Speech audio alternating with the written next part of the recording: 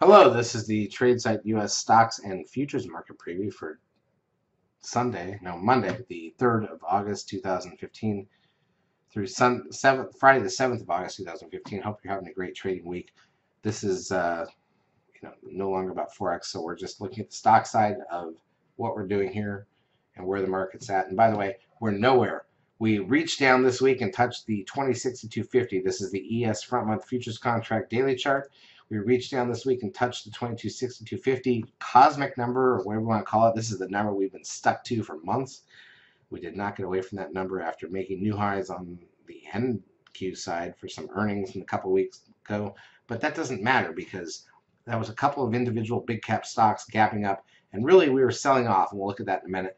And then we reached down to the 2262.50. So I don't know what to tell you yet about where we're going, but all I know is we haven't gone anywhere yet. So now we close the week about 2100 after bouncing off that level. That's all we've got. Here's a look at the NASDAQ side. Here's the NQs.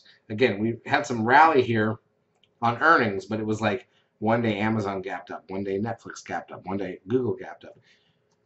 Big, by the way. So it's not like this is like across the board. And the reason you know that is because you can look at the advanced decline ratio. And the advanced decline ratio for the last couple of weeks was like this. For 1, 2, 3, 4, 5, 6, 7, 8 days in a row, we were below zero, which means more stocks were closing negative than positive, even though the market was moving up because one or two stocks were gapping up. Now, what's interesting is that now that we finally sell off, the last 4 days, so Tuesday through Thursday of this week, we closed with more stocks closing up than down. So it's interesting. It's like they sold short the gaps up on the individual stocks across the board, and then now they're buying them back. That's what that really looks like. So the S&P closed down for the week or for the day on Friday. The NDX closed down 9. We are obviously down off the highs on the NDX. Here's the S&P again. We're still mid-range. I mean, this is exactly where we were to start the year, essentially a couple months back, Thanksgiving even. We've been in this narrow range. Nothing's changing. Here's the stocks. We're down 7. That's a little more negative than anything else.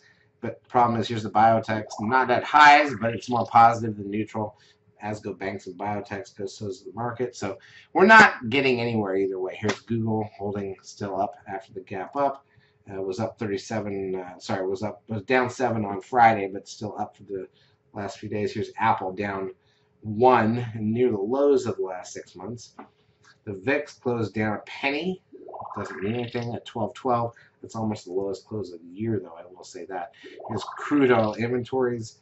Crude oil down $1.40 at 47.12. That brings the 10-day moving average, which was the wall. You can see the blue line here was the wall we could not get through at 48.70. So there's that. Here's gold. Stable day, up 6 after being down for a while, but it's still obviously breaking down. The trend closed at 1.79. That's up. So the trend 10-day moving average 1.12. That was up from before. And again, here's the advanced decline ratio. Let's take a quick look at the NASDAQ volume. Only 1.7 billion on Friday. Hey, we knew that. It's the end of the month. It's the end of the week. It's a Friday. It's a summer Friday. We weren't expecting the best volume of the week, and it was actually almost the weakest volume of the week. Monday and Tuesday and Thursday were better. Wednesday was maybe a tick or two below. It doesn't matter. So we've not seen anything spectacular here. We're heading into August. I just made a video about August. I'm going to post that in the newsletter that comes out this weekend. What do we have to look forward to in the week ahead? Well, let's take a look and see what we see. On Monday, personal income, personal spending, PCE prices, that's an inflationary number. ISM index, 30 minutes in, and construction spending, and then auto and truck sales in the afternoon. I think the ISM index is the biggest number, so we're going to be looking at that. On Tuesday, factory orders 30 minutes in, no big deal. On Wednesday, MBA mortgage index, way before the bell, ADP employment change, 30 minutes or an hour before the bell, trade balance, that's a big number, and then 30 minutes in, ISM services. So Wednesday looks interesting. Crude oil inventories an hour in looks interesting. Thursday, Challenger job cuts, initial and continuing jobless claims, natty gas, and then on Friday, the non-farm payroll number. the unemployment rate, which is a monthly number. So we've got some big numbers this week. We've got the trade balance number, and Wednesday with the ISM services. Friday we've got the unemployment rate.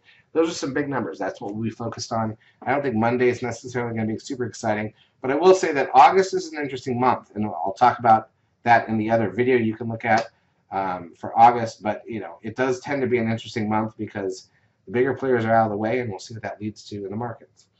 We're beyond earnings. We don't have a Fed meeting. We're just concentrating on the markets. It's just a pure market environment, which is fine. It's my favorite environment. So we'll see what that means. Rich is off this week, but he'll be back the week after. I'm here all week. Mark's here all week. Let's have a good trading week. Have a good time. If you have not taken a trial of our services, you can feel free to do so. Charts, as usual, brought to you by eSignal. And also, if you can, like us on YouTube. It does help us out. Have a great week.